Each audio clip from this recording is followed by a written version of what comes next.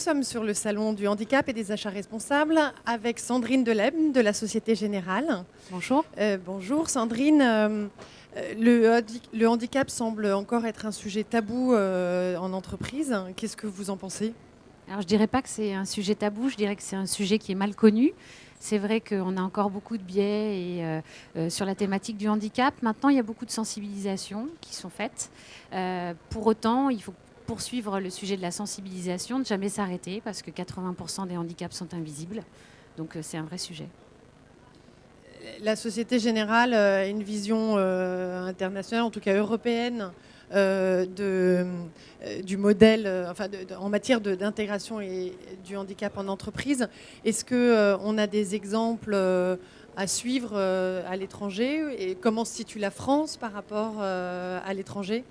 Alors la France, on a une histoire avec le handicap qui est assez belle en termes d'accompagnement. C'est vrai que les associations et les collectifs des familles, finalement, ont monté par le biais de tout l'historique lié aux ESAT, des établissements qui savent vraiment accompagner les personnes dans l'emploi.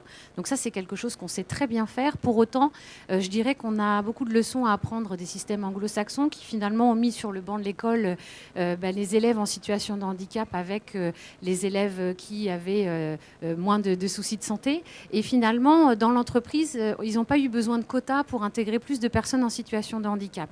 Donc je dirais qu'en termes d'intégration dans l'emploi, on a beaucoup à apprendre des systèmes anglo-saxons qui tout de suite ont mis un pied d'égalité en termes de diversité. Par contre, sur l'accompagnement, on est très bon. On travaille beaucoup sur la sécurisation des parcours. C'est vrai que les systèmes nordiques aussi sont toujours très très bons. Après, il faut essayer de sortir de la logique de quotas. C'était bien pour se lancer et poursuivre vraiment l'action sur le terrain des passerelles dans l'éducation nationale, justement pour qu'il y ait de plus en plus d'élèves et d'étudiants en situation de handicap pour les emmener ensuite dans l'emploi.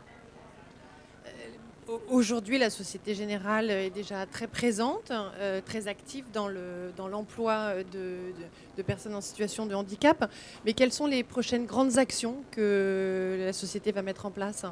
Alors, on est déjà sur une logique de grande sensibilisation de nos collaborateurs. C'est vrai qu'on est partenaire national de l'ADAPT pour la semaine européenne de l'emploi des personnes handicapées. Donc, on poursuit notre action de sensibilisation. Aujourd'hui, on fait partie des partenaires à côté des échos LVMH pour ce premier salon handicap et achat responsable.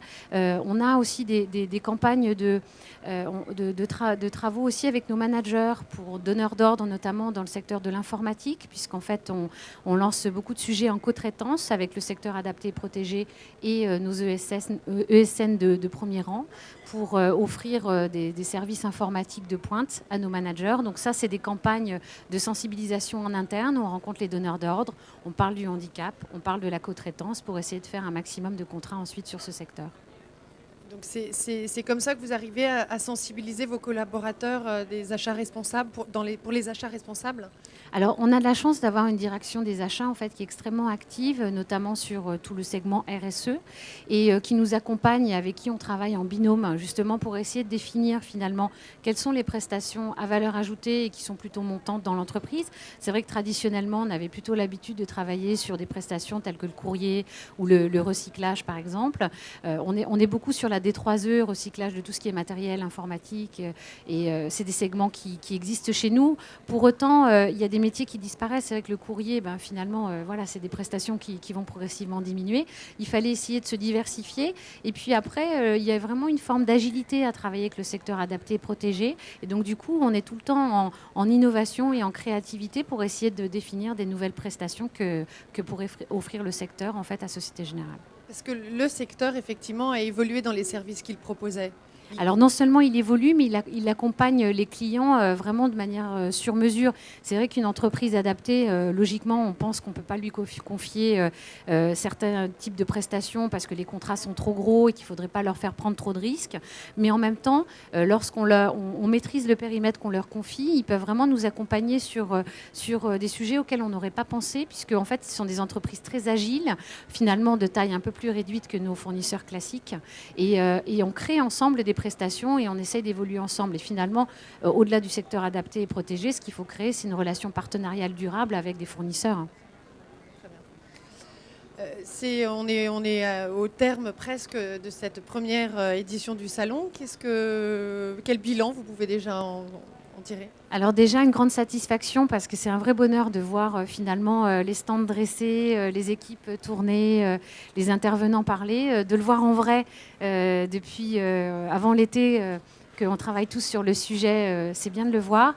J'ai l'impression, en tout cas, à ce stade, que les gens sont contents. J'ai croisé beaucoup de collaborateurs Société Générale qui m'ont dit qu'ils étaient vraiment heureux de participer à ce salon. On a croisé pas mal de nos fournisseurs aussi qui sont très contents parce qu'ils ont rencontré des donneurs d'ordre et ils vont certainement contractualiser bientôt.